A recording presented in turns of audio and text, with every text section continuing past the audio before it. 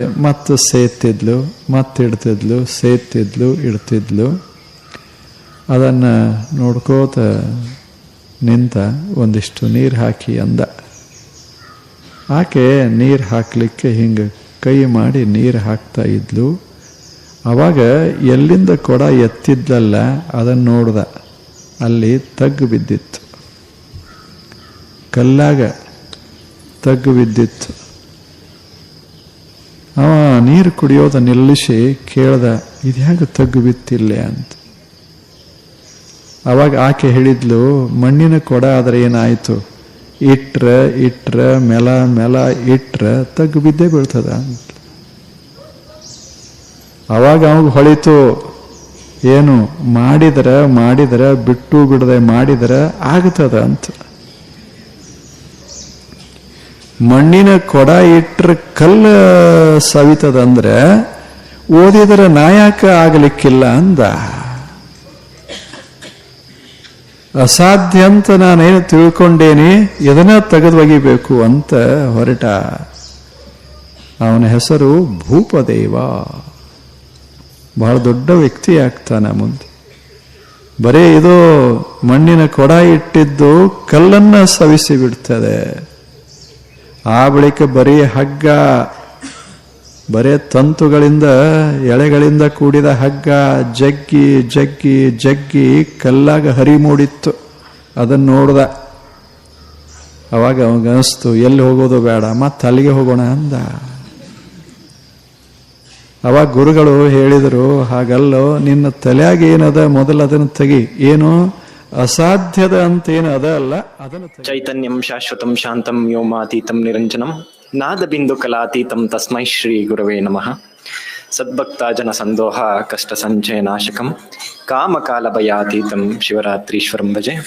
ಮೊದಲಿಗೆ ಸುತ್ತೂರು ಗುರು ಪರಂಪರೆಯನ್ನು ಭಕ್ತಿಪೂರ್ವಕವಾಗಿ ಮನಸ್ಸಿನಲ್ಲಿ ಸ್ಮರಿಸುತ್ತಾ, ಪರಮ ಪೂಜ್ಯ ಸಿದ್ದೇಶ್ವರ ಸ್ವಾಮಿಗಳವರನ್ನು ಭಕ್ತಿಪೂರ್ವಕವಾಗಿ ಮನಸ್ಸಿನಲ್ಲಿ ಸ್ಮರಿಸಿ ನಮಸ್ಕರಿಸುತ್ತಾ, ಈ ಒಂದು ಕಾರ್ಯಕ್ರಮದಲ್ಲಿ ಉಪಸ್ಥಿತಿಯನ್ನು ವಹಿಸಿ ಸಾನ್ನಿಧ್ಯವನ್ನು ವಹಿಸಿರುವ ಕನೇರಿ ಪೂಜ್ಯರಲ್ಲಿ ಹಾಗೂ ಬಾಲ್ಕಿ ಪೂಜ್ಯರಲ್ಲಿ ಹಾಗೂ ಬಸವಲಿಂಗ ಸ್ವಾಮಿಗಳವರಲ್ಲಿ ಗೌರವಪೂರ್ವಕವಾಗಿ ಪ್ರಣಾಮಗಳನ್ನು ಸಲ್ಲಿಸುತ್ತಾ, ಉಪಸ್ಥಿತರಿರುವ ಎಲ್ಲ ಪೂಜ್ಯರಲ್ಲಿ ಪ್ರಣಾಮಗಳು. ಕಾರ್ಯಕ್ರಮದಲ್ಲಿ ಪಾಲ್ಗೊಂಡಿದ್ದಾರೆ, ಅವ್ರಿಗೂ ಕೂಡ ವಂದಿಸುತ್ತಾ, ಹಾಗೂ ತಮ್ಮೆಲ್ಲರಲ್ಲೂ ಶರಣಾರ್ಥಿಗಳು. ನಾನು ಹೋದಲೆಲ್ಲ ಹೇಳ್ತಾ ಇರ್ತೀನಿ ಪರಮ ಪೂಜ್ಯರ ಬಗ್ಗೆ. ನಾವು ಅವರು ಜೀವಿಸಿರುವಂತ ಒಂದು ಅವಧಿಯಲ್ಲಿ ನಾವು ಇದ್ದಂಥದ್ದು ಬಹಳ ಒಂದು ಪುಣ್ಯ. ಹಾಗೆ ನಾವು ನಮ್ಮ ಮನೆಗಳಲ್ಲಿ ನಮ್ಮ ಪೂರ್ವಜರು ಹೇಳ್ತಾರೆ, ಅವರು ತಮ್ಮ ಅನುಭವಗಳನ್ನ ಹಂಚ್ಕೊಳ್ಬೇಕಾದ್ರೆ ಹೇಳ್ತಾರೆ, ನಾವು ಸ್ವಾತಂತ್ರ್ಯದ ಸಂಗ್ರಾಮದಲ್ಲಿ ಪಾಲ್ಗೊಂಡಿದ್ವಿ. ನಾವು ಗಾಂಧಿ, ನೆಹರು, ಸುಭಾಷ್ ಚಂದ್ರ ಬೋಸ್ ಹಾಗೂ ಚಂದ್ರಶೇಖರ್ ಆಜಾದ್ ಅಂತ ಮುಂತಾದ ಸ್ವಾತಂತ್ರ್ಯ ಹೋರಾಟರ ಕಾಲದಲ್ಲಿ ನಾವು ಜೀವಿಸಿದ್ವಿ ಅಂತ. ಅದೇ ರೀತಿ ನಮ್ಮಗಳಿಗೆ, ನಮ್ಮ ಯುವ ಪೀಳಿಗೆಗೆ ಒಂದು ಹೇಳ್ಕೊಳ್ಳಕ್ಕೆ ಒಂದು ಹೆಮ್ಮೆ ವಿಚಾರ ಅಂದ್ರೆ, ಪರಮ ಪೂಜ್ಯ ಸಿದ್ದೇಶ್ವರ ಸ್ವಾಮಿಗಳವರು ಜೀವಿಸಿದಂತಹ ಒಂದು ಅವಧಿಯಲ್ಲಿ ನಾವೆಲ್ಲ ಬದುಕಿದ್ದು ಅಥವಾ ನಾವು ಇರ್ತಕ್ಕಂಥದ್ದು ಒಂದು ಬಹಳ ಪುಣ್ಯ ಅಂತ ಭಾವಿಸ್ತೇನೆ. ಈ ಭಾರತ ದೇಶದಲ್ಲಿ ಸಾಕಷ್ಟು ಜನ ಸಂತರು, ಮಹಂತರು, ಬಹಳ ಹಿರಿಯರು, ಅನುಭಾವಿಗಳು ಇದ್ದಾರೆ, ಜೀವಿಸಿ ಹೋಗಿದ್ರು. ಆದರೆ ನಾವು ಕಂಡಂತಹ ಅಪರೂಪದ ಸಂತರು ಅಂದ್ರೆ ಪರಮ ಪೂಜ್ಯ ಸಿದ್ದೇಶ್ವರ ಮಹಾಸ್ವಾಮಿಗಳವರು. ಯಾಕೆ ಅಂದ್ರೆ, ಒಂದು ವಚನ ಇದೆ, ನಡೆಯೊಳಗೆ ನುಡಿ ತುಂಬಿ, ನುಡಿಯೊಳಗೆ ನಡೆ ತುಂಬಿ, ನಡೆ ನುಡಿಯೊಳಗೆ ಪರಿಪೂರ್ಣ ತುಂಬಿ, ಲಿಂಗವ ಪೂಜಿಸಿದಲ್ಲಾತನೇ ಅಚ್ಚ ಶರಣ ನೋಡ ಅಖಂಡೇಶ್ವರ ಅಂತ ಹಿರಿಯರು ಹೇಳ್ತಾರೆ. ಅಂದ್ರೆ ನುಡಿದಂತೆ ನಡೆ ಇರಬೇಕು, ನಡೆದಂತೆ ನುಡಿ ಇರಬೇಕು ಎನ್ನುವುದು ಶರಣರ ಮಾತೃವಾಕ್ಯವಾಗಿತ್ತು. ಅದನ್ನ ನಾವು ಬೇರೆ ಯಾರಲ್ಲೂ ನೋಡ್ಲಿಕ್ಕೆ ಸಾಧ್ಯ ಆಗ್ತಾ ಇಲ್ಲ, ಪರಮ ಪೂಜ್ಯರೊಬ್ಬರನ್ನ ಬಿಟ್ಟು ಅಂತ ನಾನು ವೈಯಕ್ತಿಕವಾಗಿ ನನ್ನ ಅನುಭವವನ್ನ ಹಂಚ್ಕೊಳ್ಲಿಕ್ಕೆ ಇಷ್ಟಪಡ್ತೀನಿ. ಯಾಕೆಂದ್ರೆ ಪರಮ ಪೂಜ್ಯರು ಯಾವಾಗ್ಲೂ ಈ ವಚನದಂತೆ ಅವ್ರು ನುಡಿದಂತೆ ನಡೆಯುತ್ತಿದ್ರು, ಅಥವಾ ಅವ್ರು ಯಾವ ರೀತಿ ನಡೆಯಿತ್ತು ಅದರಂತೆ ನಡೆ ಅವ್ರದ್ದಾಗಿತ್ತು. ಅದನ್ನೇ ಬಸವಣ್ಣನವರು ಕೂಡ ನುಡಿಯೊಳಗಾಗಿ ನಡೆಯದಿರ್ದಡೆ ಮೆಚ್ಚನ ಕೂಡಲ ಸಂಗಮ ದೇವ ಅಂತ ಅವರ ವಚನದಲ್ಲೂ ಕೂಡ ಅವ್ರು ಅದನ್ನ ಹೇಳ್ತಾರೆ. ಆಮೇಲೆ ಪರಮ ಪೂಜ್ಯ ಸಿದ್ದೇಶ್ವರ ಸ್ವಾಮಿಗಳದವ್ರದ್ದು ಮಾತು ಬಹಳ ಮೃದುವಾಗಿರ್ತಿತ್ತು. ಅದು ಎಷ್ಟೇ ಹಿರಿಯರ್ ಇದ್ರು ಕೂಡ ಅಥವಾ ಎಷ್ಟೇ ಕಿರಿಯರಿದ್ರು ಕೂಡ ಅವ್ರಿಗೆ ಬಹಳ ಅರ್ಥವಾಗುವ, ಎಷ್ಟೇ ಕ್ಲಿಷ್ಟಕರ ವಿಚಾರಗಳಿದ್ರು ಬಹಳ ಅರ್ಥವಾಗುವ ರೀತಿ, ಸರಳವಾಗುವ ರೀತಿಯಲ್ಲಿ ಪರಮ ಪೂಜ್ಯರು ಎಲ್ರಿಗೂ ಕೂಡ ಸರಳವಾಗಿ ಸುಲಭವಾಗಿ ಅರ್ಥವಾಗುವಂಗೆ ತಿಳಿಸ್ಕೊಡ್ತಿದ್ರು. ಅವ್ರ ಮಾತು ಎಷ್ಟು ಮೃದುವಾಗಿರ್ತಿತ್ತು ಅಂದ್ರೆ ಆ ಮಾತಿನಲ್ಲಿ ಮೃದುತ್ವ, ಮಾತೃತ್ವ, ಹಾಗೂ ಎಲ್ಲಿ ಅವ್ರ ಮಾತಿನಿಂದ ಯಾವ್ದಾದ್ರು ಒಂದು ಜೀವಿಗೆ ತೊಂದರೆ ಆಗ್ಬಿಡುತ್ತೇನೋ ಅನ್ನೋ ಅಷ್ಟು ಮೃದುವಾಗಿ, ಅಷ್ಟು ಸರಳವಾಗಿ ಅವರು ಮಾತನಾಡ್ತಿದ್ದನ್ನ ನಾವೆಲ್ಲ ನೋಡಿದೀವಿ.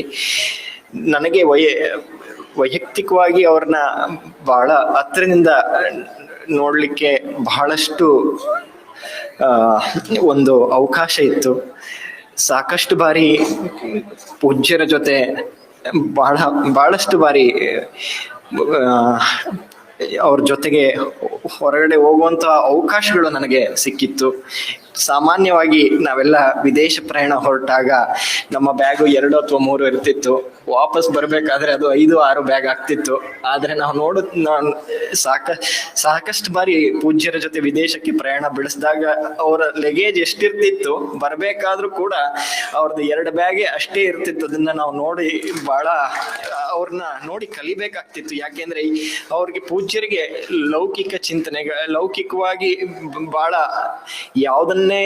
ಯಾವುದೇ ವಸ್ತು ಕಡೆ ವ್ಯಾಮೋಹ ಇರಲಿಲ್ಲ. ಆದ್ರೆ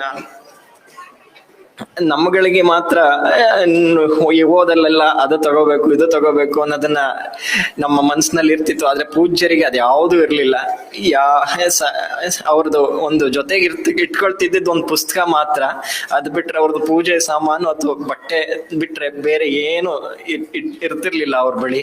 ಅದನ್ನ ನೋಡಿ ಒಂದು ಸನ್ಯಾಸಿ ಹೇಗಿರ್ಬೇಕು ಅನ್ನೋದನ್ನ ಅವರ ಒಂದು ನಡೆಯ ಮೂಲಕ ಅವರು ನಮ್ಗೆ ತಿಳಿಸ್ಕೊಡ್ತಿದ್ರು. ಆದ್ರೆ ಇವತ್ತು ಪೂಜ್ಯರು ನಮ್ಮ ನಡುವೆ ಭೌತಿಕವಾಗಿಲ್ಲ, ಆದರೆ ಅವರ ಚಿಂತನೆಗಳ ಮುಖಾಂತರ ನಾವು ಜೀವನ ಹೇಗೆ ರೂಪಿಸ್ಕೊಳ್ಬೇಕು ಅನ್ನೋದನ್ನ ಅವರ ಮಾತಿನ ಮೂಲಕ, ಅವರ ನಡೆ ಮೂಲಕ ನಮಗೆಲ್ಲ ಬಹಳಷ್ಟು ತಿಳಿಸ್ಕೊಟ್ಟಿದ್ದಾರೆ. ಅವರು ಎಲ್ಲರೂ ಹೇಳಿರುವ ಹಂಗೆ ಭೌತಿಕವಾಗಿ ನಮ್ಮ ನಡುವೆ ಇಲ್ಲದೆ ಇದ್ರು ಅವರ ಒಂದು ಚಿಂತನೆಗಳ ಮುಖಾಂತರ ಅವರು ನಮ್ಮ ಜೀವನದಲ್ಲಿ ನಮ್ಮ ಹೃದಯಗಳಲ್ಲಿ ಸದಾ ಜೀವಂತವಾಗಿರ್ತಾರೆ ಅಂತ ಹೇಳಿ ನನ್ನ 2 ಮಾತುಗಳನ್ನ ಮುಗಿಸ್ತಾ ಇದ್ದೇನೆ. ಪ್ರಣಾಮಗಳು. ಪಾವು ಬಂದು ಬಶಿರ ಬಡಿದೊಡೆ ವಿಷವೇರಿತ್ತಯ್ಯ ಪಾದಮಸ್ತಕಕ್ಕೆ, ಹಸಿವಿಗನ್ನವನಿಕ್ಕೆ ವಿಷವ ನಿಳುಹಬಲ್ಲಡೆ, ವಸುದೆಯೊಳಗಾತನೇ ದ ಗಾರುಡಿಗ ಕಾಣ ರಾಮನಾಥ.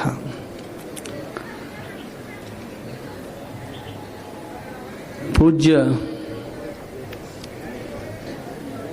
ಬುದ್ಧಿಜಿಯವರ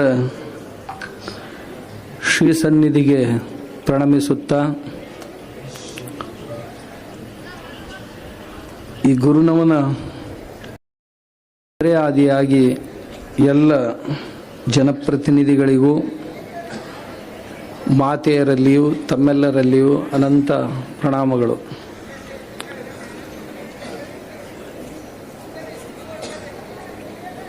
ಎರಡು ವರ್ಷ ಅದು 3ನೇ ವರ್ಷನೂ ಆಗೋದೈತೆ. ಅದೇನು ಯಾರ ಸಲಾಗಿ ನಿಲ್ಲೋದಲ್ಲ. ನಾವು 2 ವರ್ಷ ಕಳೆದೀವಿ ಅನ್ನೋದಕ್ಕಿಂತಲೂ 2 ವರ್ಷ ಕಳೆದದ್ದಕ್ಕಿಂತಲೂ ನಾವು ಗಳಿಸಿದ್ದೇನು ಅಂತ. ಪ್ರತಿ ವರ್ಷ ಗುರು ನಮನಕ್ಕೆ ಬರಬೇಕು, ನಾವೆಲ್ಲರೂ ಬರಲೇಬೇಕು. ಬರ್ತೀವಿ. ಬಂದ ನಂತರ ನಮ್ಮ ಆಯುಷ್ಯಕ್ಕೆ ಸಾಲದಷ್ಟನ್ನು ಅಪ್ಪಗಳು ಕೊಟ್ಟು ಹೋಗ್ಯಾರ. ಅದ್ರಾಗ ನಾವು ತಗೊಳ್ಳೋದೆಷ್ಟು? ಪ್ರಸಾದ ಅಂತರೂ ತಗೊಂಡೇ ತಗೋತೀವಿ. ಕಂಡಪ್ಟಿ ಹುಗ್ಗಿ ಮಾಡ್ಯಾರ, ಅದ್ರಾಗ ಏನೂ ಉಳಿದಿಲ್ಲ, ನನಗೆ ಗ್ಯಾರಂಟಿ ಐತಿ. ಆ ಹುಗ್ಗಿಗಿಂತಲೂ ರುಚಿಯಾದದ್ದನ್ನು ಬುದ್ಧಿಯವ್ರು ನಮಗೆ ಕೊಟ್ಟು ಹೋಗ್ಯಾರ. ಏನು ಬಹಳ ದೊಡ್ಡದು ಬೇಡ, ಬುದ್ಧಿಯವ್ರಿಗೆ ಯಾವ್ಯಾವ ಹಿಡಿಸ್ತಿದ್ದೋ ಅವನ್ನ ನಮ್ಮ ಜೀವನದೊಳಗೆ ಒಂದೊಂದೇ ಮಾತುಗಳನ್ನು ಅಳವಡಿಸ್ಕೊಂಡಿವಿ ಅಂತಂದ್ರೆ ಈ ನಾಡು ಬದಲಾಗಲಾರ್ದ ಇರುವುದಿಲ್ಲ. ನಾವು ಹೋದ ಸರಿನೂ ಇದೇ ಮಾತ ಹೇಳಿದ್ದೆ. ಅಪ್ಪಗಳು ಬಟ್ಟೆ ಹಾಕೋತಿದ್ರು, ಉಡ್ತಿದ್ರು ಬಟ್ಟೆ, ರಕ್ಷಣೆಗಾಗಿ, ಶರೀರದ ರಕ್ಷಣೆಗಾಗಿ ಬಟ್ಟೆ ಉಟ್ಕೊಂಡ್ರೆ ಹೊರತು ಈ ಶರೀರದ ಸೌಂದರ್ಯವನ್ನು ಹೆಚ್ಚಿಸೋದಕ್ಕಾಗಿ ಉಟ್ಕೊಳ್ಳಿಲ್ಲ ಅನ್ನೋದನ್ನು ನಾವು ಮರಿಬಾರ್ದು. ಆಮೇಲೆ ಯಾವ ಬಟ್ಟೆ ಉಟ್ಕೊಳ್ತೀವಲ್ಲ ಅವನ್ನ ಚೆನ್ನಾಗಿ ಬಳಸ್ಬೇಕನ್ನೋದನ್ನು ಅವ್ರ ಜೀವನದಿಂದ ನಾವು ಕಲಿಬೇಕು. ಇರ್ಲಿಕ್ಕಂದ್ರೆ ಚಲೋ ಚಲೋ ಹಿಂಗೆ ಒಗೆದು ಪ್ರದೂಷಣ ಹೆಚ್ಚು ಮಾಡಿ ಮತ್ತೊಂದು 2 ಮನೆಗೆ ತರ್ತಿದ್ದೀವಿ ಅಂತಂದ್ರೆ ನಾವು ಹೇಳ್ಕೊಳ್ಳೋಕಷ್ಟ ಅವ್ರ ಭಕ್ತರಾಗ್ತೀವಿ ಹೊರತು ಅಂದ್ರೆ ಅವರ ಅನುಸರಣೆ ಮಾಡೋರಲ್ಲ ಅಂತ ಅದರ ಅರ್ಥ ಆಕೈತಿ. ಎಷ್ಟು ಹಸಿವಿರ್ತೈತೆ ಅಷ್ಟ ಊಟ ಮಾಡಬೇಕು. ಅದಕ್ಕೆ ಅಪ್ಪಗಳು ಉದಾಹರಣೆ ಆಗಿದ್ರು. 3ನೇದಾಗಿ ಬೇಗ ಮಲಗಬೇಕು, ಬೇಗ ಏಳಬೇಕು. ಎಷ್ಟು ಸುಲಭ ಐತಂತೀರ ಅಷ್ಟೇ ಕಠಿಣ ಕೆಲಸ. ಎಂಥ ಬೇಕಾದಂಥ ಇದು ಇರಲಿ, ಅದರೊಳಗೆ ಯಾವಾಗಲೂ ಕಾಂಪ್ರಮೈಸ್ ಮಾಡಲಿಲ್ಲ ಅಪ್ಪಗಳು. ಎಷ್ಟು ಸಾಧ್ಯ ಐತೆ ಅಷ್ಟು ಬೇಗ ಬಂದು ಮಲ್ಕೊಂಡು ಬಿಡೋದು. ಆಮ್ಯಾಗ ಎಷ್ಟೊತ್ತಿಗೆ ಬಂದು ಮಲ್ಕೊಳ್ಳಲ್ರಕ್, ಆದ್ರೆ 7 ಟೈಮ್ ಫಿಕ್ಸ್. ಎದ್ದು ಮತ್ತೆ ನಸಿಕ್ನಾಗ ತಿರುಗಾಡಕ್ಕೆ ಹೋಗುದ. ಈ ಸಣ್ಣ ಸಣ್ಣ ವಿಷಯಗಳನ್ನು ನಮ್ಮ ಜೀವನಕ್ಕೆ ನಾವು ಅಳವಡಿಸ್ಕೊಂಡಿವಿ ಅಂತಂದ್ರೆ ನಮ್ಮ ಜೀವನ ಆಮೂಲಾಗ್ರವಾಗಿ ಬದಲಾವಣೆ ಆಗ್ತದೆ. ಇಲ್ಲೊಬ್ಬ ಗೌಡ ಅಲ್ಲೊಬ್ಬ ಗೌಡ, ನಮ್ಮ MP ಅವರು ಹೇಳಿದ್ರು, ಇವ್ ಗೌಡ್ರು ಇಷ್ಟು ಮಂದಿ ಅದಾರಲ್ಲ, ಯಾಕಡೆ ಬೇಕಾದ ಕಡೆ ಕಲ್ಲೋಗಿರೋ ಒಬ್ಬ ಗೌಡಗೆ ಬೀಳುತ್ತದು. ಅಷ್ಟು ಮಂದಿ ಗೌಡ್ರು ಅದಾರಿದ್ರ ಬೇಕಾದ ಕಡೆ ಹೋಗಿರೋ ಒಂದು ಕಲ್ಲ ಯಾವರೊಬ್ಬ ಗೌಡ್ಗ ಬಡಿತೈತದು ಹೋಗಿ.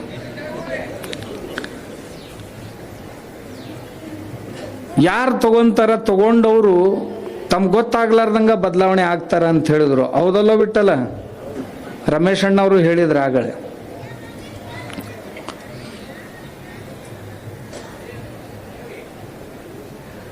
ಬೇಕಾದ ಶರಣರ ವಚನ ತಗೊಳ್ರಿ. ಆ ವಚನಕ್ಕ ಇನ್ನ ಈಗ ನಮ್ಮ ಬಾಲ್ಕಿ ಅಪ್ಪಗಳು ಅಂದಂಗ ಬೇಕಾದ ಶರಣರ ವಚನ ತಗೊಳ್ರಿ. ಆ ಶರಣರ ಉಪದೇಶ ಏನೈತಿ, ಮಾಡಿದವರು ಮತ್ತು ಯಾರಿಗಾಗಿ ಮಾಡ್ಯಾರ, ಆ ವಚನಗಳನ್ನು ಹಚ್ಚಿ ನೋಡಿದ್ರು 100ಕ್ಕೆ 100 ಕುಂದ್ರವ್ರು ಅವರೇ ಒಬ್ಬರ. ಅದ್ರೊಳಗೆ ಭಗವದ್ಗೀತೆ ಯಾವುದೇ ಶ್ಲೋಕ ತಗೊಳ್ರಿ, 700 ಶ್ಲೋಕದೊಳಗೆ ಜ್ಞಾನಿಯನ್ನ ಕುರಿತಾಗಿ, ಯೋಗಿಯನ್ನ ಕುರಿತಾಗಿ, ಭಕ್ತನನ್ನ ಕುರಿತಾಗಿ, ಕರ್ಮಯೋಗಿಯನ್ನ ಕುರಿತಾಗಿ ಏನೇನು ಕೃಷ್ಣ ಪರಮಾತ್ಮ ಹೇಳ್ಯಾನ ಅವೆಲ್ಲ 100ಕ್ಕೆ 100 ಒಂದು ವೇಳೆ ಹಿಂಗೆ ಹಿಡಿದು ನೋಡಿದ್ರ ಪಡಿಯಚ್ಚನ್ನ, ಆ ಪಡಿಯಚ್ಚನಾಗ ಅಪ್ಪಗಳ ಕುಂದಿರ್ಬೇಕು. ನಾವು ಯಾರು ಕುಂದಿರ್ತೀವಿ ಇಲ್ಲ ಗೊತ್ತಿಲ್ಲ. ಉಪನಿಷತ್ತಿನ ಮಂತ್ರಗಳನ್ನು ತಾವು ತಗೊಳ್ರಿ. ಉಪನಿಷತ್ತಿನ ಮಂತ್ರಗಳನ್ನು ಈಶಾವಾಸ್ಯ ಹಿಡ್ಕೊಂಡು ಬೃಹದಾರಣ್ಯಕದವರೆಗೆ ಅಪೋಳಂತರೂ ಎಲ್ಲ ಉಪನಿಷತ್ತುಗಳನ್ನು ನಮಗೆ ಬೋಧನೆ ಮಾಡ್ಯಾರ. ಈಶಾ, ಕೇನ, ಕಠ, ಮುಂಡಕ, ಮಾಂಡೂಕ್ಯ, ಪ್ರಶ್ನ, ಐತರೇಯ, ತೈತರೇಯ, ಛಾಂದೋಗ್ಯ, ಬೃಹದಾರಣ್ಯಕ, ಶ್ವೇತಾಶ್ವೇತರ ಎಲ್ಲ ಉಪನಿಷತ್ತುಗಳನ್ನು ಯಾವುದಿಲ್ಲ ಯಾವ ಊರಾಗರ ಅಪೋಳ ನಮಗೆ ಹೇಳ್ಯಾರ. ಆದ್ರೆ ಅವ್ರದ್ದು ವಿಶೇಷತೆ ಏನು, ಯಾವುದನ್ನು ಆಚರಣೆಯಲ್ಲಿ ತರಲಿಕ್ಕೆ ಸಾಧ್ಯವಿಲ್ಲ ಅದನ್ನು ಎಂದೂ ಪ್ರವಚನದಾಗ ಅಪ್ಪಗಳು ಹೇಳಿಲ್ಲ ಇವತ್ತೆಂತ. ಯಾವುದು ಆಚರಣೆಗೆ ಸಾಧ್ಯವಿಲ್ಲೋ ಹೇಳಿಲ್ಲ. ಆಮ್ಯಾಗ ಅಪ್ಪಗಳು ಹೇಳ್ಯಾರಂದ್ರೆ ಅದು 100% ಆಚರಣೆಗೆ ಸಾಧ್ಯ ಇದ್ದದ್ದನ್ನ ಹೇಳ್ಯಾರ. ಆ ಬೇಕಾದ ಶ್ಲೋಕಗಳನ್ನು ತಗೊಳ್ರಿ. ಒಬ್ಬ ಜ್ಞಾನಿಯನ್ನ ಕುರಿತು, ಒಬ್ಬ ದಾರ್ಶನಿಕನನ್ನ ಕುರಿತು, ಒಬ್ಬ ಋಷಿಯನ್ನ ಕುರಿತು ಏನು ಶ್ಲೋಕಗಳದಾವು, ಆ ಶ್ಲೋಕಕ್ಕೆ ಹೊಂದವ್ರು ಇವತ್ತು ಯಾರ ಸಿಗ್ತಾರೇನೋ ಅಂತ ನೋಡಿದ್ರೆ ಮತ್ತೆ ಅವ್ರ ಹತ್ರ ಹೋಗ್ತಾವು ಎಲ್ಲ ಶ್ಲೋಕಗಳು. ಇಲ್ಲೇ ಕಾಣ್ಬೇಕು ಅವ್ರನ್ನ ಅಂತ. ಭಕ್ತಿಶಾಸ್ತ್ರದವರು, ಅದು ನಾರದ ಮಹರ್ಷಿಯ ಭಕ್ತಿ ಸೂತ್ರಗಳೇ ಆಗಿರಬಹುದು, ಶಾಂಡಿಲ್ಯನ ಭಕ್ತಿ ಸೂತ್ರಗಳೇ ಆಗಿರಬಹುದು. ಆ ಭಕ್ತಿ ಸೂತ್ರಗಳನ್ನು ಅಪ್ಪಗಳು ಹೇಳಿದ್ರು. ಆ ಎಲ್ಲ ಭಕ್ತಿ ಸೂತ್ರಗಳನ್ನು ಎಷ್ಟು ತಿಳಿಯಾಗಿ ಹೇಳಿದ್ರೆ ಅದರೊಳಗೆ ಎಲ್ಲ ಸೂತ್ರಗಳನ್ನ ಅಳವಡಿಸಿಕೊಂಡು ನಡೆಯೋರು ಯಾರು ಸಿಗ್ತಾರೆ ಅನ್ಪ ಕೇಳಕ್ ಭಾಳ ರುಚಿ ಅನ್ನಿಸ್ತಾವು. ಆದ್ರೆ ಆಚರಣೆ ಕಠಿಣ ಇರ್ತೈತಿ. ಅಪ್ಪಗಳು ಅದ್ರೊಳಗೆ ಎಲ್ಲದ್ರೊಳಗೂ ಕೂಡ್ತಿದ್ರು. ಪತಂಜಲಿಯ ಯೋಗ ಶಾಸ್ತ್ರವನ್ನ ತಗೊಂಡ್ರು ಸಹಿತ ಎಷ್ಟು ಸೂತ್ರಗಳನ್ನು ಬಿಡಿಸಿದ್ರು. ಆ ಎಲ್ಲ ಸೂತ್ರಗಳಿಗೆ ಉದಾಹರಣೆಗಳಪ್ಪ. ನಮ್ಮ ಸಂಗಮ ದೇವರಿದ್ದಾಗ ಕೆಲವೊಂದು ಬಂಧ ಮುದ್ರೆಗಳ ವಿಷಯ ಬರ್ತಿತ್ತು. ಸಂಗಮ ದೇವರು ಒಂದು 2-3 ವರ್ಷ ಬಿಹಾರದ ಯೋಗ ಮಹಾವಿದ್ಯಾಲಯದೊಳಗೆ, ಅಂತಾರಾಷ್ಟ್ರೀಯ ವಿದ್ಯಾಲಯದೊಳಗೆ ಕಲ್ತು ಬಂದಿದ್ರು. ಅವ್ರಿಗೆ ಕೇಳ್ತಿದ್ರು ಬುದ್ಧಿಯವ್ರು, ಇದು ಹಿಂಗಂದ್ರೇನು ಏನು ಮಾಡಿರೇನು ಪ್ರಾಕ್ಟಿಕಲ್ ಅಂತ. ಇವರು ಇಲ್ಲ, ಅದು ನನಗೆ ಬರೋದಿಲ್ಲ ಅಂತಿದ್ರು. ನಾವು ಬೆಳಗ್ಗೆ ವಾಕಿಂಗ್ ಹೋಗಿ ಬಂದ ಕೂಡಲೇ ಅಪ್ಪಗಳು ಅವ್ನು ಮಾಡಿ ತೋರಿಸ್ತಿದ್ರು. ಇದು ಹೀಗಿರ್ತದ, ಬಂಧಗಳಂದ್ರೆ ಇವು, ಮುದ್ರೆಗಳಂದ್ರೆ ಇವು, ಕುಂಡಲಿನಿ ಜಾಗೃತಿ ಅಂದ್ರೆ ಈ ರೀತಿ ಮಾಡ್ತಾರ. ಯಾವ ವಿಷಯಗಳನ್ನು ನಾವು ಎಂದೂ ಕೇಳಿಲ್ಲೋ, ಮತ್ತು ಯಾರು ಇವತ್ತು ಹೇಳ್ತಾರಲ್ಲ ಅವ್ರು ಹೇಳಿದವ್ರಿಗೆ ಯಾರಿಗೆ ಅವನು ಮಾಡಿ ತೋರ್ಸಕ್ ಬರುದಿಲ್ಲೋ ಅವನ್ನೆಲ್ಲ ಬುದ್ಧಿಯವರು ಮಾಡಿ ತೋರಿಸ್ತಾರೆ. ಆದ್ರಿಂದ ಅವರು ಒಂದೊಂದ ನಾವು ತಗೊಂಡ್ರೆ ಅವ್ರಿಗೆ ಬಸವಣ್ಣವ್ರದ್ದು ಒಂದ ವಚನ ಐತೆ, ತಮ್ಗೆ ಗೊತ್ತೈತಲ್ಲ, ಸಪ್ತ ಸೂತ್ರಗಳು ಅಂತ. ಕಳಬೇಡ, ಕೊಲಬೇಡ, ಇವೆಲ್ಲರಿಗೆ ಬಾಯ್ಪಾಟ್ ಅದಾವ. ಒಬ್ಬರಿಗಾರ ಆಚರಣೆದಾಗ ಅದಾವನ್? ನಿಮ್ಮ ದೇವರಾಣಿ ಮಾಡಿ ಹೇಳ್ರಿ. ಖರೇನ ಹೇಳ್ಬೇಕು, ಮತ್ತು ಸುಳ್ಳು ಹೇಳಬಾರ್ದು. ಆ 7 ಸೂತ್ರಗಳನ್ನು ಹಚ್ಚ್ರಿ, ಅಪ್ಪಗಳು ಹಿಡ್ಕೊಂಡು ನೋಡ್ರಿ. ಬಹುತೇಕ ಅವ್ರೊಬ್ಬರ ಫಿಟ್ ಹಾಕಾರ, ನಾವೆಲ್ಲರೂ ಫೇಲ್ ಹಾಕಿವಿ ಅಂತ ಅನಿಸ್ತದೆ. ಯಾಕ ನಾವು ಖರೇನು ಹೇಳ್ತಿರ್ಬೇಕು, ಅಹಿಂಸೆನೂ ಪಾಲಿಸಿರ್ಬೇಕು, ನಾವೇನು ಹಿಂಸೆನೂ ಮಾಡಂಗಿಲ್ಲ ಅಂತ ತಿಳ್ಕೊರಿ. ತನ್ನ ಬಣ್ಣಿಸಬೇಡ ಇದರ ಹಳಿಯಲು ಬೇಡ ಅಂತ ನಾವು ಯಾವಾಗ ಹೇಳ್ತೀವಲ್ಲ, ಎಲ್ಲ ಫೇಸ್ಬುಕ್ ಪೇಜ್ ಫೇಲ್ ಆಕ್ಕವ. ಯಾಕಂದ್ರೆ ತಕ್ಷಣ ಲೈಕ್ ಮಾಡ್ರಿ ಮತ್ತು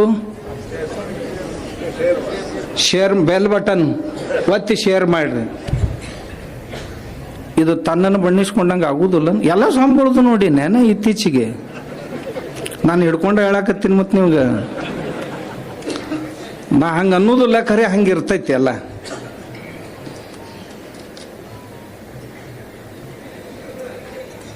ಮುನಿಯ ಬೇಡ ಅಂತೇನಂದಾರಲ್ಲ, ಯಾವ ಬೇಕಾದವ್ ಹೇಳ್ರಿ, ಸಿಟ್ಟಿಲ್ದಾವ್ ಯಾವ ಅದೇರಿ ಇದ್ರೊಳಗೆ ಕುಂದಿರ್ತೀವನ್. ಅದ್ರೊಳಗೆ 7 ಮಾತು ಭಾಳ ಅನ್ನಕ್ಕೆ ಭಾಳ ಸುಲಭ ಅದಾವು.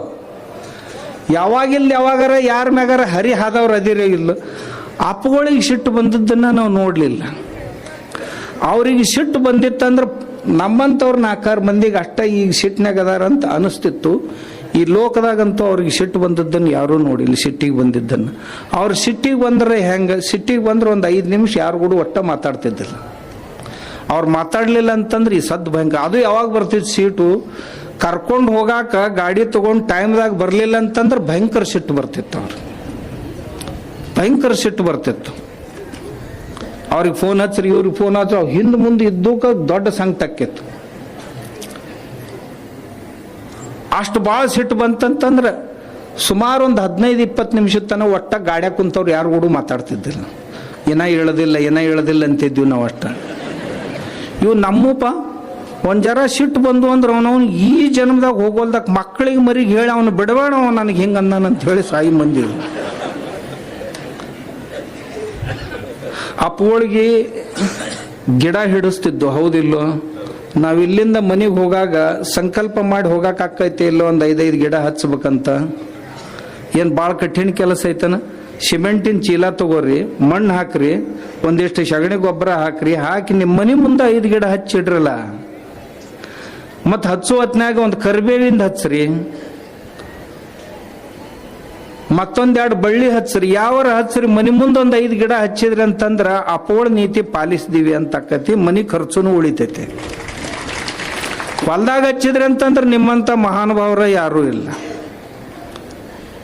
0.62% ಇಲ್ಲಿ ಫಾರೆಸ್ಟ್ ಬಿಜಾಪುರದ್ದು, ಬರೀ 0.62. ಎಲ್ಲಿ 22ರಿಂದ 32% ಫಾರೆಸ್ಟ್ ಇರಬೇಕು ಅಲ್ಲಿ ನಮ್ಮ ಜಿಲ್ಲಾ.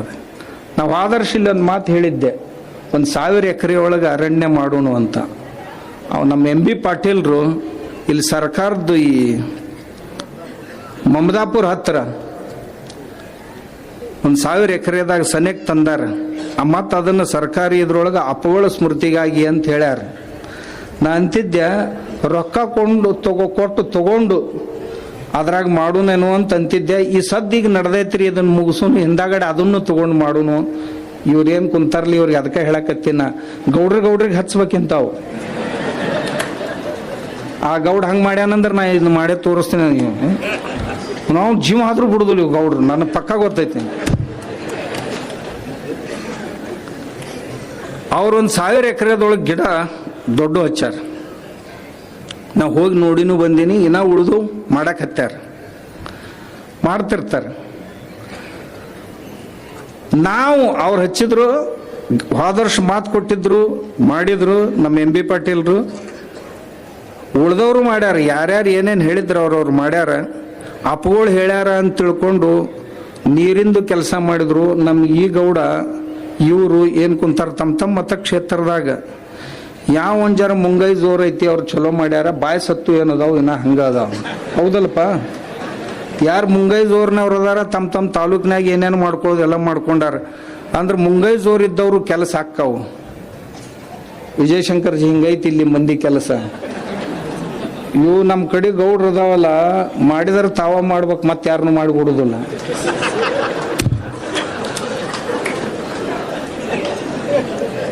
ಈ ಗೌಡನ ಹಣಿಬೇಕಾಗಿತ್ತಂದ್ರೆ ಮತ್ತೊಬ್ಬ ಗೌಡನ ಬರ್ಬೇಕು. ಹಿಂಗೈತಿ.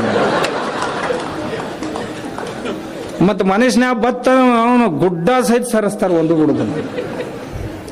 ಅದ್ರಾಗ ಅಪ್ಪೋಳ ಬಾಯಿಂದ ಬಂತಂದ್ರೆ ಆಗಲಿ ಶಿವಾನಂದ ಹೇಳಿ ನಾನು ಮುಗೀತು, ವೇದ ವಾಕ್ಯ. ಅವ ತನ್ನ ತಾಲೂಕು ಅಟ್ಟ ನೋಡ್ಕೊಳಣ, ಇಲ್ಲಿ ಗೌಡನಲ್ಲ ಇವ ತನ್ನ ತಾಲೂಕು ಅಟ್ಟ ನೋಡ್ಕೊಳಣ.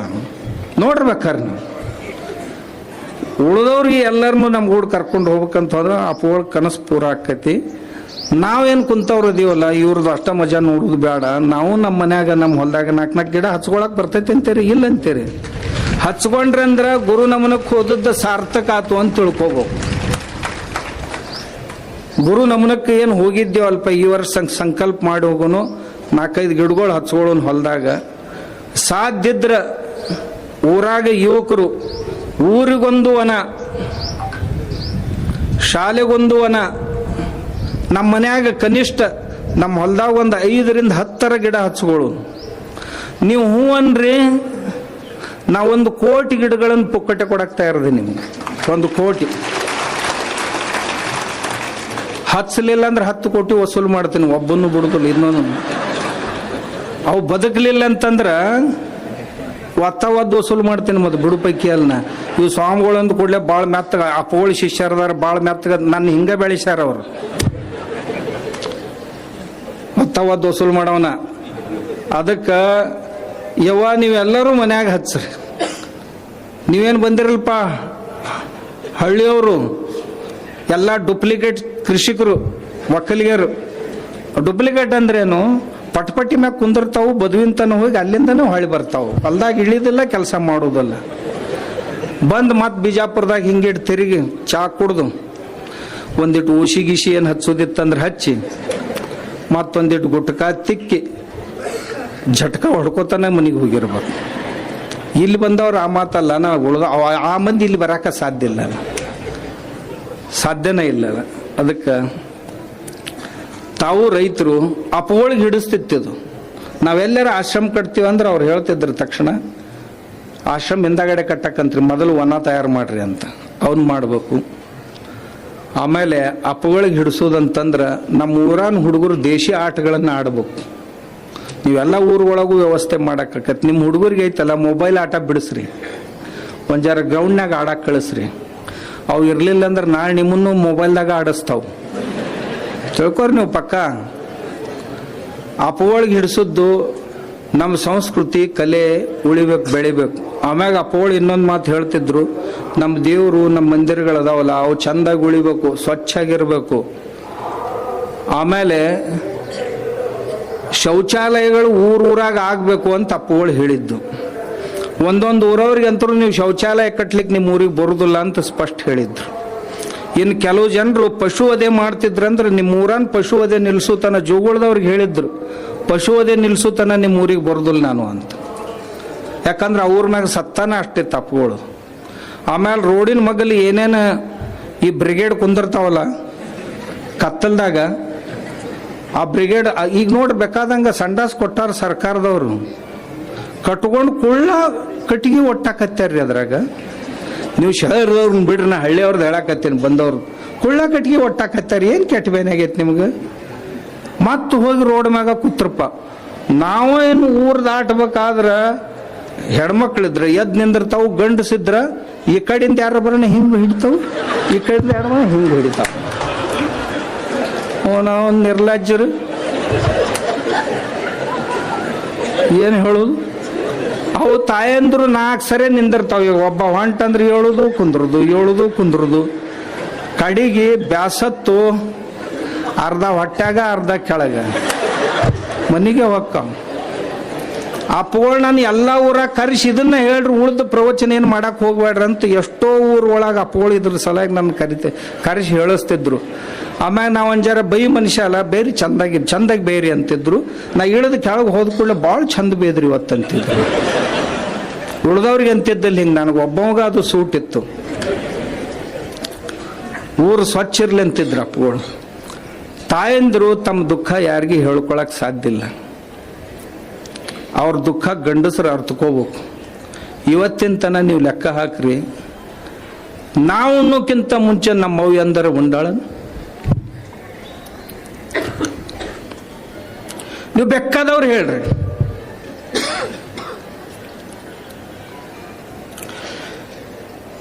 ನೀವು ಹೊಸ ಬಟ್ಟೆ ತಗೊಳ್ಳೋಕ್ಕಿಂತ ಮುಂಚೆ ನಿಮ್ಮವ್ ಎಂದರೆ ಹೊಸ ಸೀರೆ ತಗೊಂಡಾಳೆ.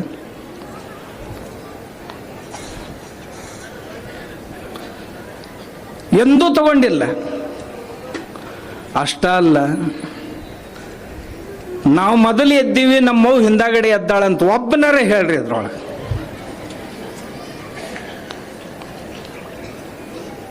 ಬೇಕಾದವ್ರು ಹೇಳ್ರಿ, ನೀವು ಮೊದಲು ಎದ್ದೀರಪ್ಪ, ನಿಮ್ಮವ್ ಹಿಂದಾಗಡೆ ಎದ್ದ. ನಾವು ಉಣ್ಣೋಕ್ಕಿಂತ ಮುಂಚೆ ನಮ್ಮವ್ ಉಂಡು ಕುಂತಾಳಂತ ಒಬ್ಬರ ಗಣಮಗ ತೋರಿಸ್ರಿ.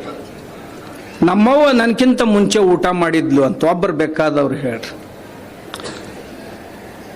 ನಾ ಮಲಗೋ ಕುಂತ ಮುಂಚೆ ನಮ್ಮವ್ವ ಮಲ್ಕೊಂಡಿದ್ಲು ಮನ್ಯಾಗಂತ ಯಾವ ಬೇಕಾದವ್ ಹೇಳ್ರಿ. ನೀವು ಯಾರ ಮನ್ಯಾಗ ಯಾರ ಜಡ್ಡು ಬೀಳಿ ಅವ್ರವ್ವ ಅವ್ರ ಸೇವಾ ಮಾಡ್ತಾ, ಅವ್ರ ತಾಯಿ, ಅವ್ರ ಹೆಂಡತಿ, ಅವ್ರ ಅಕ್ಕಂಗಿಯರು, ಅವ್ರ ಅಜ್ಜಿ ಸೇವಾ ಮಾಡ್ತಾ. ಆದ್ರೆ ಅವ್ರು ತಮ್ಮ ದುಃಖ ಯಾರಿಗಾರ ಹೇಳ್ಕೊಂಡಾರ. ನಾವು ಮಾರಿ ತಪ್ಪು ಮಾಡಿ ಹಲ್ಕಡ್ತನ ಮಾಡಿ ಬೇಯಿಸ್ಕೊಂಡ್ರೆ ನಮಗ್ ಹೊಡಿಬೇಕಾರೆ ನಮಗ ಅನ್ನೋದಿಲ್ಲ, ಮತ್ತ ನಮ್ಮ ಅವ್ಗ ಬೈತಾರ. ನಮಗೆ ಯಾವ ಪ್ರಶಸ್ತಿ ಬಂದ್ರೂ ಸಹಿತ ಎಷ್ಟು ಎತ್ತರಕ್ಕೆ ಏರಾಕ ಸಾಧ್ಯ ಇಲ್ಲ. ನಮ್ಮವ್ವ ಎತ್ಕೊಂಡ್ಲಂದ್ರೆ ಎಷ್ಟು ಎತ್ತರಕ್ಕೆ ಏರ್ತೀವಲ್ಲ ಅಷ್ಟು ಎತ್ತರಕ್ಕೆ ನಮಗೆ ದೇವ್ರ ಸಹಿತ ಏರ್ಸಕ್ ಸಾಧ್ಯ ಆಗಿಲ್ಲ. ಆ ತಾಯಿ ಸಲುವಾಗಿ ಒಂದು ಮನ್ಯಾಗ ಸಂಡಾಸ್ ಕಟ್ಟಿ ಅದ್ರ ಕುಂದರ್ಸಕ್ ಆಗೋದಿಲ್ಲ ನಿಮ್ಗೆ. ನಾವು ಏನಾಗೈತ್ರು ಎಲ್ಲರ ಒಯ್ದು ನಿಮ್ಮನ್ನ ಏನ್ ಮಾಡ್ಬೇಕು? ಯವ್ವ ನಿಮ್ಮ ಭಾಷೆ ಅವ್ರಿಗೆ ತಿಳಿತೈತಿ ಹೇಳ್ರಿ, ಇಲ್ಲಿದಲ್ಲ ಊರಾನು ಹೇಳ್ರಿ. ಊರಾಗೂ ಒಂದೊಂದು ಕಟ್ರಪ್ಪ, ಕಟ್ಟಿಂದ ಅದ್ರ ಕುಂದಿರುತ್ತ ಬರ್ರಿ. ಭಾಳ ಮಂದಿ ಕಟ್ತಾರ, ಕುಂದ್ರಂಗೆ ಇಲ್ಲ. ಕುಂದಿರ್ಲಿಲ್ಲ ಅಂತಂದ್ರೆ ಊರಾನ ಹುಡುಗರು ಗ್ಯಾಂಗ್ ತಯಾರಾಗಬೇಕು, ಹೊತ್ಕೊಂಡು ಹೋಗಿ ಒಳಗೆ ಹಾಕಬೇಕು, ಹಾಕಿ ದಡ ಬಡಿಬೇಕು. ನಾತೋ ಇಲ್ಲ ಅಂತ ಕೇಳ್ಬೇಕು. ಆಗಿಲ್ಲ ಅನ್ನಂದ್ರೆ ಆಗಲಾರ್ದ ನಿನ್ನ ಹೊರಗೆ ತೆಗಿಯಂಗಿಲ್ಲ ಅಂತ ಹೇಳ್ಬೇಕು. 8 ದಿನದಾಗ ಆಗಕ್ಕೆ ಶುರು ಆಕೈತಿ ಒಳಗ. ಮುಂದೆ ಓಣ್ಯಾನ ಹುಡುಗರು ಕಂಡು ಅಂದ್ರೆ ದಡಗನ ಒಳಗೆ ಹೋಗಿ ಮಾಡ್ಕೊಂಡ ಹೊರಗೆ ಬರ್ತಾನೆ. ಇರ್ಲಿಲ್ಲ ಅಂದ್ರೆ ನಿಮ್ಗೆ ಹೇಳ್ತೇನೆ, ಅವನು ಗಾಡ್ಯಾಗ ಹಾಕೋರಿ, ಒಯ್ದು ಒಂದು 20 ಕಿಲೋಮೀಟರ್ ಚಡ್ಡಿ ಮ್ಯಾಲಿ ಪ್ಯಾಂಟ್ ಹಂಗೆ ಕಳ್ಕೋರಿ, ಬನಿಯನ್ನ ಚಡ್ಡಿ ಮ್ಯಾಗ ಬಿಟ್ಟು ಬರ್ರಿ, ಅವನ್ನ ಬಿಟ್ಟು ಬರ್ರಿ. ಅಲ್ಲಿಂದ ಬರಕ್ಕೆ ಕೇಳ್ತಾರೆ, ಗೌಡ್ರಿ ಈ ಕಡೆ ಎಲ್ಲಿ ಹೋಗಿದ್ರಿ ಚಡ್ಡಿ ಮ್ಯಾಗ, ಸಾವುಕಾರ ಎಲ್ಲಿ ಹೋಗಿದ್ರಿ ಚಡ್ಡಿ ಮ್ಯಾಗ, ಎಲ್ಲಿ ಹೋಗುದು ಮರಾಯ, ಹೊರಗಡೆ ಹೋಗಿದ್ದ ತಂದು ಬಿಟ್ಟಾರ, ಇಲ್ಲಿ ಹೊಂಟು ನೋಡು ಮನೆ ಕಡೆ. ಮರದಿವ ಸಾವುಕಾರ ಕಟ್ಟತಾನ ಒಂದು. ಅದಕ್ಕೆ ನಾ ಈ ಮಾತು ಯಾಕೆ ಹೇಳಿದೆ ಅಂದ್ರೆ ಅಪೋಳಿ ಇದು ಭಾಳ ಹಿಡಿಸ್ತಿತ್ತು. ಇದನ್ನ ಹೇಳಿಸ್ತಿದ್ರು ಅಪೋಳಿ ನಮ್ಮ ಕಡೆಯಿಂದ. ಈ ಸಂದರ್ಭದಲ್ಲಿ ನಾವು ಸಂಕಲ್ಪ ಮಾಡೋಣ, ನಮ್ಮ ಊರುಗಳೊಳಗೆ ನಾವು ಸ್ವಚ್ಛತೆ ಇಟ್ಕೊಳ್ಳೋನು, ನಮ್ಮ ಊರೊಳಗೆ ಒಂದು ವನ ತಯಾರು ಮಾಡೋನು. ಅದಕ್ಕೆ ಬೇಕಂದ್ರೆ ಸಿದ್ದೇಶ್ವರ ವನ ಅಂತ ಅಪೋಳಿ ಹೆಸರು ಇಡೋನು ಎಲ್ಲರೂ.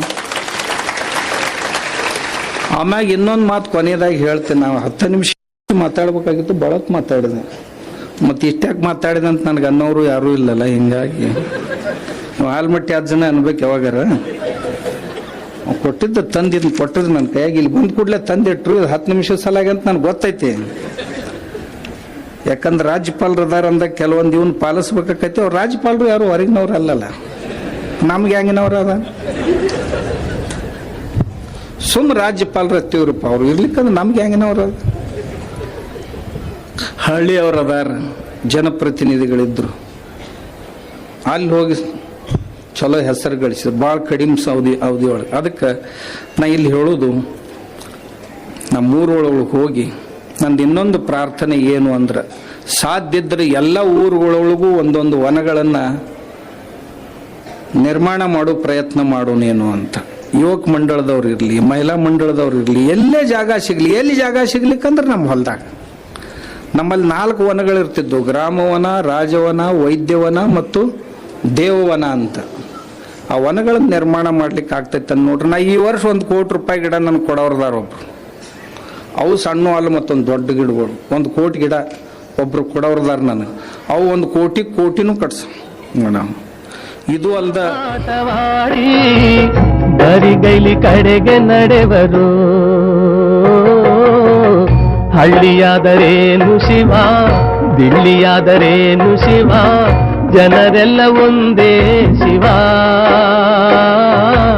ಎಲ್ಲ ನಿನ್ನಂತೆ ಶಿವ, ಜಗವೆಲ್ಲ ನಿನ್ನದೇ ಶಿವ, ಎಲ್ಲ. ಹೇಳಿ ಕೇಳಿ ನಾವು ಮಣ್ಣಿನ ಮಕ್ಕಳು ಕಣೆಯ. 10 ಜನಕ್ಕೆ ಅನ್ನ ಹಾಕೋ ಕೈನ ತುತ್ತನ್ನಕ್ಕೆ ಚಾಚಬಾರ್ದು. ಇನ್ನೇನು ಈ ಕೆಲಸ ಕಲಿಯೋದು ಕಾಲೇಜ್ಗೆ ಹೋಗ್ಬೇಕಾಗತ್ತಾ? 10 ದಿವಸ ನನ್ನ ಜೊತೆ ಸುತ್ತಾಡ್ಕೊಂಡ್ರು ತನ್ನ ಪಡೆಗೆ ತಾನೇ ಬರುತ್ತೆ.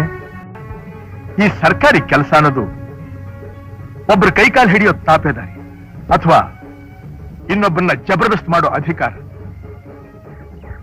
ನಮ್ಮ ಕೈಕಾಲ ಮೇಲೆ ನಾವು ನಿಂತ್ಕೊಳ್ಳೋ ಶಕ್ತಿ ಇರುವಾಗ ನಾವ್ಯಾಕೆ ಇನ್ನೊಬ್ರಿಗೆ ತಲೆ ತಗ್ಗಿಸಿ ನಡಿಬೇಕು? ನಾವ್ ಯಾವಾಗ್ಲೂ ತಲೆ ಎತ್ತಿ ಬಾಳ್ಬೇಕು. ಅದು ಈ ಭೂತಾಯಿನ ನಂಬುದವರು ಮಾತ್ರ ಸಾಧ್ಯ. ನನ್ ಮಾತು ಕೇಳು, ಈ ನಿನ್ನ ಕೆಲಸದ ಚಪಲೆಲ್ಲ ಬಿಟ್ಬಿಡು. ಈ ತಾಯಿನ ನಂಬ್ಕೋ. ಇವಳು ನಂಬುದವ್ರನ್ನ ಯಾವತ್ತೂ ಕೈ ಬಿಡು. ಸಾವ್ಕಾರ ನಮಸ್ಕಾರ ರೀ. ನಮಸ್ಕಾರ ರೀ. ಗಣಪತಿ ಕುಣಿಸಿದ್ದು ರೀ, ಗಣಪತಿ ಮಹಾಪ್ರಸಾದಕ್ಕ ಪಟ್ಟಿ ಕೊಡ್ರಲ್ಲ. ಒಂದ್ 5,000 ರೀ. ಎಷ್ಟ? 5,000 5,000 ರೀ. ತಗೋರ್ಲೆ ಅಂದಂಗ. ಸಾವ್ಕಾರ ನಮಸ್ಕಾರ ರೀ. ನಮಸ್ಕಾರ ರೀ. ಗಣಪತಿ ಕುಣಿಸಿದ್ದು ರೀ, ಗಣಪತಿ ಮಹಾಪ್ರಸಾದಕ್ಕ ಪಟ್ಟಿ ಕೊಡ್ರಲ್ಲ. ಒಂದ್ 5,000 ರೀ. ಎಷ್ಟ? 5,000 5,000 ರೀ. ತಗೋರ್ಲೆ ಅಂದಂಗ. ಇದು ಬಗಲ್ ಇಲ್ ತಂದಿ ಇದ್ರಿ ಸಾವ್ಕಾರ, ಇದು ಆನ್ಲೈನ್ ರೀ. ಆನ್ಲೈನ್? ಹಾ ರೀ. ನೀ ಇದು ಶರ್ಟ್ ಎಲ್ಲಿ ತಂದಿ? ಆನ್ಲೈನ್ ರೀ. ನೀ ಇವ ಚಪ್ಪಲ್ ಎಲ್ಲಿ ತಂದಿ? ಇವು ಆನ್ಲೈನ್ ರೀ. ಮತ್ತ ಆನ್ಲೈನ್ ದವ್ರ ಕಡೆನ ಪಟ್ಟಿ ಬೇಡ್ಬೇಕಲ್ಲ ನೀವು, ನಮ್ ಕಡೆ ಯಾಕೆ ಬೈಂದಿರಿ? ನಾನು ಹಿಂಗ್ ಮಾತಾಡ್ಕೋದ್ರು ದೋಸ್ತ. ನೀ ಚೋಪನ ಮಗ ಅಲ್ಲ ದೋಸ್ತ. ನಿಮ್ಮ ಅಕ್ಕನ ಮದುವೆಗೆ ರೊಕ್ಕ ಕಡಿಮೆರನ ಎಲ್ಲ ವ್ಯಾಪಾರಸ್ಥರು ಸೇರಿ ಆಮೇಲೆ ನಮ್ಗೊಂದ್ ತಿಂಗಳು ಬಿಟ್ಟು ರೊಕ್ಕ ಕೊಡತ್ತೇಳಿ ಇನ್ನು ಉದ್ರಿ ಕೊಟ್ಟಿದ್ದು ನಾವು ಸಂತಿ ಎಲ್ಲ ನೆನಪೈತಿ ದೋಸ್ತ. ಮತ್ ನಿಮ್ ಮನ್ಯಾಗ ಹಾಸ್ಪಿಟಲ್ಕ ಆಪರೇಷನ್ ಕರೆಕ್ಟ್ ಬೇಕಾದಾಗ ಅರ್ಧ ರೊಕ್ಕ ಎಲ್ಲ ವ್ಯಾಪಾರಸ್ಥರ ಪಟ್ಟಿಗೋಳಿ ಮಾಡಿ ಕೊಟ್ಟಿದ್ದು ಮರತಿ. ಎಲ್ಲರಿಗೂ ಒಂದು ವಿಷಯ ಹೇಳ್ತಾನು, ಯಾರ ತಪ್ಪು ತಿಳ್ಕೊಬೇಡ್ರಿ. ಊರಾಗ ಒಂದು ಯಾವ್ದೇ ಸಮಾಜ ಕಾರ್ಯ ಆಗ್ಬೇಕಾದ್ರು ನಾವೆಲ್ಲ ವ್ಯಾಪಾರಸ್ಥರು ಸೇರೆ ಪಟ್ಟಿ ಕೊಡ್ತೀವಿ. ಊರಾಗ ಒಂದ್ ಯಾವ್ದೇ ಗುಡಿ ಗುಂಡಾರ ಆಗ್ಬೇಕಾದ್ರು ಎಲ್ಲ ವ್ಯಾಪಾರಸ್ಥರು ಸೇರೆ ನಿಮ್ಗೆಲ್ಲ ಪಟ್ಟಿ ಕೊಡ್ತೀವಿ. ಮತ್ತ ಉದ್ರಿ ತನನ ನಮ್ಮ ವ್ಯಾಪಾರಸ್ಥರ ಕಡೆ ಬಂದ ರೊಕ್ಕ ಇದ್ದಾಗ ಆನ್ಲೈನ್ ಶಾಪಿಂಗ್ ಮಾಡ್ತೀರಿ ನೀವೆಲ್ಲ. ರೊಕ್ಕ ಬೇಡಾಕ್ ಹೆಂಗ ಸ್ವತಃ ಮಾಡಿ ಬರ್ತೀರಿ ಹಂಗ ನಮ್ಮ ಊರಿನ ವ್ಯಾಪಾರಸ್ಥರು ಬೆಳಿಲಿ ಅಂತೇಳಿ ನೀವೆಲ್ಲರೂ ವ್ಯಾಪಾರ ಮಾಡಕ್ಕೂ ಹಿಂಗ ಬರ್ಬೇಕು. ಅಂಗಡಿ ಬಾಡಿಗೆ ಊರಾಗ ಒಂದು ಯಾವ್ದೇ ಸಮಾಜ ಕಾರ್ಯ ಆಗ್ಬೇಕಾದ್ರು ನಾವೆಲ್ಲ ವ್ಯಾಪಾರಸ್ಥರು ಸೇರೆ ಪಟ್ಟಿ ಕೊಡ್ತೀವಿ. ಊರಾಗ ಒಂದ್ ಯಾವ್ದೇ ಗುಡಿ ಗುಂಡಾರ ಆಗ್ಬೇಕಾದ್ರು ಎಲ್ಲ ವ್ಯಾಪಾರಸ್ಥರು ಸೇರೆ ನಿಮ್ಗೆಲ್ಲ ಪಟ್ಟಿ ಕೊಡ್ತೀವಿ. ಮತ್ತ ಉದ್ರಿ ತನನ ನಮ್ಮ ವ್ಯಾಪಾರಸ್ಥರ ಕಡೆ ಬಂದ ರೊಕ್ಕ ಇದ್ದಾಗ ಆನ್ಲೈನ್ ಶಾಪಿಂಗ್ ಮಾಡ್ತೀರಿ ನೀವೆಲ್ಲ. ರೊಕ್ಕ ಬೇಡಾಕ್ ಹೆಂಗ ಸ್ವತಃ ಮಾಡಿ ಬರ್ತೀರಿ ಹಂಗ ನಮ್ಮ ಊರಿನ ವ್ಯಾಪಾರಸ್ಥರು ಬೆಳಿಲಿ ಅಂತೇಳಿ ನೀವೆಲ್ಲರೂ ವ್ಯಾಪಾರ ಮಾಡಕ್ಕೂ ಹಿಂಗ ಬರ್ಬೇಕು. ಅಂಗಡಿ ಬಾಡಿಗೆ, ಲೈಟ್ ಬಿಲ್, ಟ್ರಾನ್ಸ್ಪೋರ್ಟ್ ಖರ್ಚ ಯಾವ್ದು ಹೊಂಟುಲ್ದ ನಮ್ಮೂರಾಗ ನೂರಾರು ಅಂಗಡಿ ಬಂದ್ ಬಿದ್ದು ಎಷ್ಟೋ ವ್ಯಾಪಾರಸ್ಥರ ಸಾಲಗಾರರಾಗಿ ರೋಡಿಗೆ ಬಂದು ಎಷ್ಟೋ ಕುಟುಂಬಗಳು ಬೀದಿಗೆ ಬಂದು. ಅಷ್ಟಾದ್ರೂ ಇರ್ಲಿ, ನಮ್ಮೂರಾಗ ಗಣಪತಿ ಮಹಾಪ್ರಸಾದ ಇರ್ತೀರಿ. ಇನ್ ಮುಂದ್ರೆ ಆನ್ಲೈನ್ ಶಾಪಿಂಗ್ ಬಿಟ್ಟ ನಮ್ಮಂತ ವ್ಯಾಪಾರಸ್ಥರ ಕಡೆ ವ್ಯಾಪಾರ ಮಾಡ್ರಿ. ನಮಸ್ಕಾರ. ದೋಸ್ತ ಅವ್ರು ಹೇಳುದ ಎಷ್ಟ್ ಕರಿ ಐತಿ. ನಾವು ರೊಕ್ಕ ಇದ್ದಾಗ ಆನ್ಲೈನ್ ಶಾಪಿಂಗ್ ಮಾಡ್ತೇವು. ಉದ್ರಿ ಅನ್ನ ನಮ್ಮ ಅಂಗಡಿಯವ್ರ ಕಡೆ ಬರ್ತೇವು. ಇನ್ನ ನಮ್ಮ ಊರವ್ರ ಕಡೆ ನಾವ್ ವ್ಯಾಪಾರ ಮಾಡ್ರ ಅವರು ಬೆಳಿತಾರು, ನಮ್ಮನ್ನು ಬೆಳೆಸ್ತಾರು. ಅದಕ್ಕ ನಮ್ಮ ಊರವ್ರ ಕಡೆ ನಾವ್ ವ್ಯಾಪಾರ ಮಾಡ್ರಿ, ನಮ್ಮ ಊರನವ್ರ ಬೆಳೆಸ್ರಿ. ಇನ್ ಮುಂದ್ರೆ ಆನ್ಲೈನ್ ಶಾಪಿಂಗ್ ಬಿಟ್ಟ ನಮ್ಮಂತ ವ್ಯಾಪಾರಸ್ಥರ ಕಡೆ ವ್ಯಾಪಾರ ಮಾಡ್ರಿ. ನಮಸ್ಕಾರ. ದೋಸ್ತ ಅವ್ರು ಹೇಳುದ ಎಷ್ಟ್ ಕರಿ ಐತಿ. ನಾವು ರೊಕ್ಕ ಇದ್ದಾಗ ಆನ್ಲೈನ್ ಶಾಪಿಂಗ್ ಮಾಡ್ತೇವು. ಉದ್ರಿ ಅನ್ನ ನಮ್ಮ ಅಂಗಡಿಯವ್ರ ಕಡೆ ಬರ್ತೇವು. ಇನ್ನ ನಮ್ಮ ಊರವ್ರ ಕಡೆ ನಾವ್ ವ್ಯಾಪಾರ ಮಾಡ್ರ ಅವರು ಬೆಳಿತಾರು, ನಮ್ಮನ್ನು ಬೆಳೆಸ್ತಾರು. ಅದಕ್ಕ ನಮ್ಮ ಊರವ್ರ ಕಡೆ ನಾವ್ ವ್ಯಾಪಾರ ಮಾಡ್ರಿ, ನಮ್ಮ ಊರನವ್ರ ಬೆಳೆಸ್ರಿ.